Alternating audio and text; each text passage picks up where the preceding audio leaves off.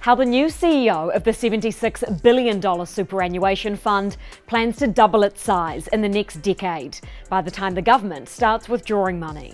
Our challenges probably are not that different from every other business as you get larger and larger, so we need to be able to remain nimble and agile.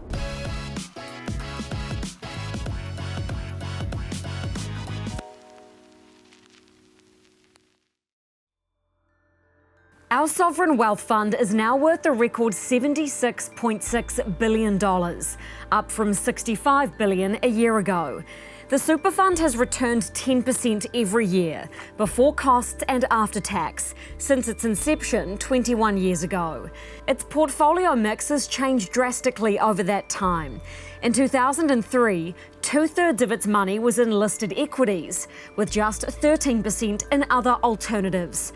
But now less than half is in equities and 27% is in alternatives, such as private equity, venture capital, real estate and infrastructure. It owns hotels and farms across the country and has 40% holdings in Datacom, insurer Fidelity Life and forestry company Kaingaora Timberlands. It's previously had interests in Z Energy, Kiwibank and MetLife Care. A recent law change could see it go even bigger on direct investments. The super fund is now allowed to take controlling interest in other entities. That could help it reach the size Treasury projects, doubling in the next decade to around $150 billion. Right on time for the government to start withdrawing money to help pay pensioners. An independent assessment of the fund released this week said its results over the past 5 years have been excellent, but its returns going forward could be lower due to geopolitical risks and excessive levels of sovereign debt around the world. The report said the super fund required significant change from here to keep its culture strong as it scales. It's had a number of major leadership changes over the past few months, with both the former CEO Matt Winteray and Chief Investment Officer both leaving the organisation. So how does the new CEO, Joe Townsend, plan to grow and lead the fund from here?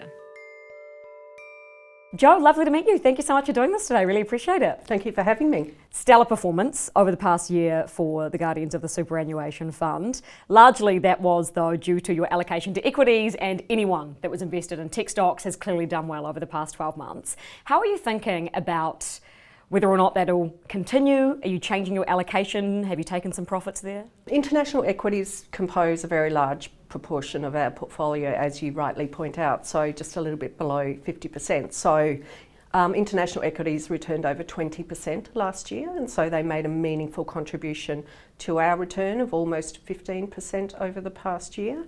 Having said that, we do have a lot of other investments in the portfolio as well as part of our active portfolio. And so what we're trying to do is to build a large diversified portfolio that basically is quite robust for a number of different economic circumstances that might eventuate. Well, there's talk about potential recessions around the world. We are apparently already in one, according to the Reserve Bank. How do you think that might affect stock markets here and globally around the world going forward? Well, one of our challenges as a true long-term investor is actually to build portfolios that are very robust for the long term and not get caught up too much in the noise of markets on a very short-term basis. And so there's been a lot of talk around those extremely strong tech, AI related stocks for a number of years now, but they've continued to deliver very strong returns, and that certainly has been one of the positive contributing factors to our returns over the past year. So you're sticking with the tech stocks going forward? Well, they're part of our reference portfolio. So our starting position is to have a reference portfolio which is 80% equities and 20% fixed income. So that part of the portfolio is invested passively, and so we don't see it as our competitive advantage to make a call on particular stocks that are managed internationally. Let's talk about the whole other half of the fund's portfolio. You've got a lot of alternatives in there: real estate, infrastructure, farms and direct investments. There's just been a changing to your legislation which allows you now to take controlling interests in direct investments in other companies. How are you thinking that that might change the way you think or approach direct investments from here? Well, certainly from a governance perspective, we've put a lot of work over the past couple of years in terms of what additional steps we would need to take if indeed we were to take a controlling interest in a company. In the domestic marketplace here, in particular, it would potentially allow us to take a larger stake in a company, which could be very important as we continue to grow over the decades to come. Are there any investments that you're considering at the moment that you're thinking, wow, this is actually, our conviction on this is high, we could take a 90% stake or something like that? So not at this particular point in time, but I'm sure over the next years that are ahead of us, we will have those conversations. Look forward to seeing it. Private equity is interesting. Obviously the fund has done very well out of its private equity allocations. There's now talk about KiwiSaver funds in this market also being allowed to get into private equity to enjoy the returns that the likes of the super fund have had. But if KiwiSaver funds domestically are going to invest in more private equity options, does that pose a competitive challenge to the super fund? Well, I think it's actually more of a liquidity challenge, particularly for those KiwiSaver funds. And I have a little bit of experience here, having come from the Australian superannuation industry, where there are reasonably high allocations to those illiquid assets. One of the reasons we can invest in long-term investments such as infrastructure, private equity, is because of our true intergenerational mandate, where the fund is projected to double over the next 10 years and is modelled by Treasury to be 185 billion by about 2040. So I'm not so sure it's a competitive challenge for us. I mean, we're already competing with other large institutional investors in the global marketplace for opportunities. I would say that it's probably more a liquidity consideration for those actual Kiwi providers. Do you think that they might find that a challenge themselves then? Because we know that private equity is illiquid. People will want to withdraw their KiwiSaver sooner than the government will want to withdraw from the super fund. Do you think that they're kind of about to hit a realisation that it's not as easy as it looks? I'm probably not in a position where I can comment on the capabilities of those who are managing the KiwiSaver funds at this point in time. I have only been in the country for 5 months. You have, so I totally appreciate that. Infrastructure is obviously interesting. There's an allocation to that from the super fund already, but this government, will obviously want to solve our infrastructure deficit. It's going to be expensive. The super fund prefers public-public partnerships. What opportunities do you see there to help fund infrastructure with this new government?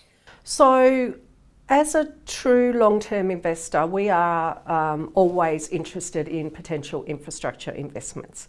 Under our legislation, we must invest on a prudent commercial basis, and we have operational independence, which has been a very important contributor to our success over the longer term. So we will engage on any potential investment coming into our portfolio, but we will make the decision, as I said, on a prudent commercial basis. If I just think about one of the examples of an infrastructure asset that we are currently investigating here in New Zealand, the Taranaki offshore wind project. We are an infrastructure investor, we are not an infrastructure developer, and so in that instance we have actually partnered with Copenhagen Infrastructure Partners, and it's that sort of joint venture that we will always look to put in place to investigate infrastructure opportunities, whether it be in New Zealand or offshore. So in that type of opportunity, you wouldn't develop the asset, but you would, in a way, bankroll it and then earn the return when it's sold. Well, the Copenhagen Investment Partners actually has experience with the development work. So, and it's those sorts of joint ventures where we have an operating partner that has both the operational experience and the potential capital that we always look to do a joint venture with. So, there is work underway there. It's a very complex project, but it's those sorts of arrangements that we look to put in place before we have to make a decision as to whether or not we're going to contribute our capital. This fund is projected to double in the next 10 to 12 years to just over $150 billion, about the same time as when the government is going to want to start withdrawing some money out of this fund. What are the challenges that you foresee the super fund facing as it doubles in size? So our challenges probably are not that different from every other business as you get larger and larger. So we need to be able to remain nimble and agile. We need to make sure that our processes are scalable, and one of the key ways that organisations like this do that is through the efficient use of technology. And so we're currently doing a large piece of work around enhancing our investment data and technology capabilities, and so that's one example. Culture is another key component of organisations like this, where you need to make sure that people continue to be highly engaged in the work that we do, and we can attract smart people doing really interesting jobs. Do you think that the super fund's current portfolio mix is right for that doubling? As you say, less than half to international and domestic equities, about 10% direct investment, about a quarter in alternatives. Do you feel like that needs to change, or it's good where it is? Look, undoubtedly it will change over time, and I think if you look at the evolution of the portfolio since it was first invested in 2003, you will have gradually seen quite a few changes. So undoubtedly the question to that is yes. Do I know what that looks like today? I don't have a crystal ball, I'm afraid. What I would say is, though, we are the investment team. I have a large, strong investment team. We have about 70 people. And so, their job day to day is to continually look at all the investments we have in the portfolio today and what could be the next best idea to actually come into the portfolio. On top of that, on a 5-year basis, we are doing a reference portfolio review. Effectively, the reference portfolio is the starting position for our every investment opportunity. So effectively it's an expression of the Guardian's, the board's risk appetite statement. It's very growth oriented. It's 80% equities, 20% fixed income. And the idea is that, that is the risk profile that is appropriate for a true long-term investor such as the Guardian's. You've come from the Australian superannuation industry, which has done far better than New Zealand's entire superannuation industry. Correct me if I'm wrong, but it's worth about $3.6 trillion in Australian dollars, which is incredible compared to ours. What do you think we can learn? Coming from across the ditch, what do you think that we need to catch up on that Australia's bet us at so far? Well, of course, it's a very different environment in Australia because superannuation contributions are mandated. And with that, over the years that I was working in that industry, there has been an enormous increase in regulation over that time. And so, it is a different environment here in Australia. I'm sure there are lots of lessons that could be learnt. You nominated one of them yourself, being, potentially increased investment in unlisted assets. But yes, the Australian superannuation industry is it's matured a lot over the past 20 or 30 years, but with that has come increasing regulation and focus in terms of member expectations for how those funds will be invested. Just looking at your financial statement for the year just ended, the government contributions were $1.6 billion, but you paid back $1.5 billion in tax. So net, you barely got anything. The last CEO, Matt Winteray, told me that was pretty dumb, that you had to pay tax. How do you feel about it, Jo? Well, obviously that's a question for the government. At the end of the day, if we were not paying tax, it would create cost savings and efficiencies for us. And the actual size of the fund would increase over time if that withdrawal was not being made. But as I said at the day, that's something that's for the government to decide. It would be much easier to get to that $150 billion size, doubling in size, if you didn't have to pay tax, though, wouldn't it? Well, that number is based on Treasury's current modelling, so I would assume that it actually does incorporate the tax. So yes, fundamentally your comment is correct. The fund would grow larger over time. Thank you so much for your time, Jo. Lovely to meet you. I'm sure we'll do this again. Thank you.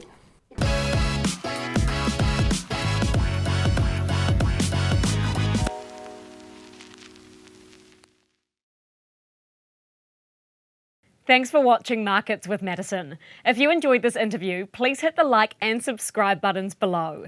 I do all of the research for these episodes myself, so your support means a lot. I always love to hear your feedback and ideas, so please drop any thoughts in the comments below. Now go put your money to work.